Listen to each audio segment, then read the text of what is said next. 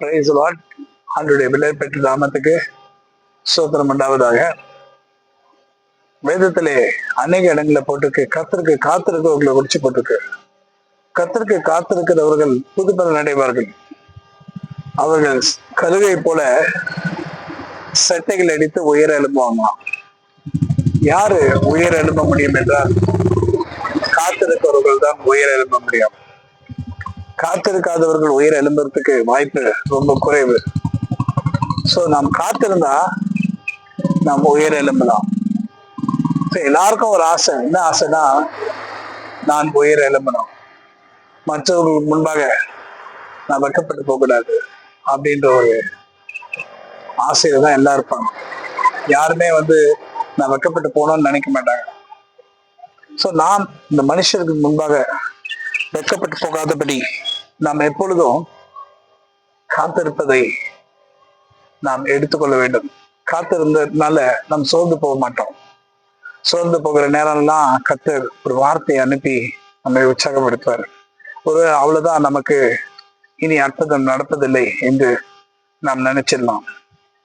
ஆனா அப்பதான் கர்த்தர் ஒரு வார்த்தை கொடுப்பாரு, இல்ல நீ பொறுமையோட காத்துடு, நான் உனக்கு செய்வேன். எந்த நேரத்துல உனக்கு செய்யணுமோ அந்த நேரத்துல உனக்கு நான் செய்வேன். என்னுடைய வேலை இன்னும் வரவில்லை. மரியாள் திராட்சரசம் அந்த கல்யாண வீட்டுக்கு போயிருக்காங்க. இயேசு கிறிஸ்து எல்லாருமே திராட்சரசம் குறைவா இருக்கிறது. அப்போ மரியாள் அவங்க தாயார் ஆண்டவரை பார்த்து திராட்சரசம் குறைவா இருக்கு அப்படின்னு சொல்றாங்க. அப்போ ஆண்டவர் என்ன சொல்றாரு, என் வேலை இன்னும் வரவில்லை, என் வேலை இன்னும் வரவில்லை. ஸோ அப்போ நமக்கு ஒரு அற்புதத்தை செய்கிற நேரம், அப்ப அங்க கல்யாண வீட்டுல அற்புதங்களை செய்கிற நேரம் இன்னும் வரல அப்படின்றார் ஆண்டவர். ஆனா செஞ்சாரு. கர்த்தர் சொன்னாலும் அதை செய்யறாரு. ஸோ அவருக்கு ஒரு நேரம் இருக்கிறது நமக்கு அற்புதங்களை செய்யும்படி. ஆமென். ஸோ இந்த ஏற்காடு மலையில உங்களுக்காக ஜெபிக்கும்படி நான் வந்திருக்கேன். கர்த்தர் நித்தம் நம்மை நடத்தி மகா வறட்சியான காலங்களில் நம் ஆத்மாவை திருப்தியாக்குவார். காலில் கூட அந்த பக்கம் போனோம்.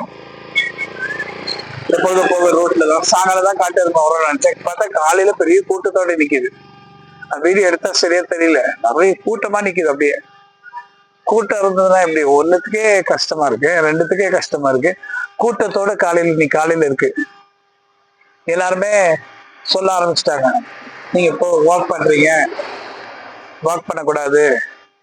போன வாரம் கொஞ்சம் நிறைய இப்போ டேஞ்சரஸான ஒரு நேரங்கள் இருக்கு.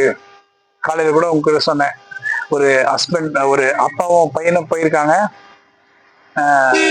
பைக்ல போயிருக்காங்க. சடனா கிட்ட வந்த உடனே ஒரே அடி அடிச்சதும் பைக்ல கீழே விழுந்துட்டாங்க. விழுந்த உடனே அந்த அப்பா ஓடிட்டாரு. அந்த பையன் பைக் நட்டுல மாட்டிட்டான். ஆனா அந்த காட்டாருமா விடல, அவனை அடிச்சு தூக்கி 15 அடி மேல போய் கீழே விழுந்தானான். மூளையெல்லாம் சிதறி அப்ப கூட விடல, வயிற்றெல்லாம் கிழிச்சு ஒண்ணு இல்லாம ஆக்கிதான் விட்டுட்டு போகுது. அப்படி மோசமான காட்டெருமைகள் இருந்தாலும் கர்த்தருடைய கரம் நம்மோடு கூட இருந்து உங்களுக்காக ஜெபிக்கும்படி ஆண்டவர் பலப்படுத்துகிறார். அல்லேலூயா. பாருங்க, நம்ம பயப்படக்கூடாது. தூதர்களை அனுப்பி கர்த்தர் நம்மை பாதுகாக்க வல்லவரா இருக்கிறார். சோ திக்கற்ற பிள்ளைகளுக்கும் விதவைகளுக்கும் அநேகருக்கு இன்னைக்கு அற்புதம் தேவைப்படுகிற நேரமா இருக்கிறது.